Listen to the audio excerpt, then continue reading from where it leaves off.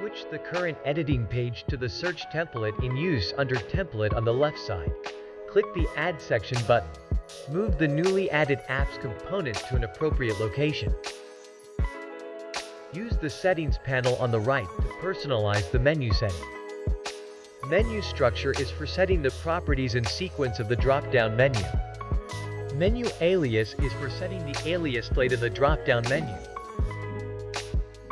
You might want to try editing other settings to change the style of the drop-down menu after you click the search button. The previous search field in the template will be automatically hidden.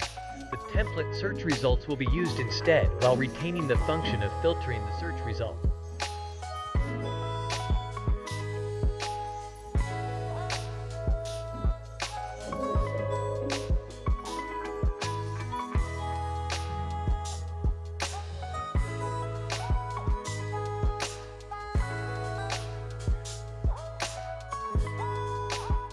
Thank you for watching, and I hope this can help you.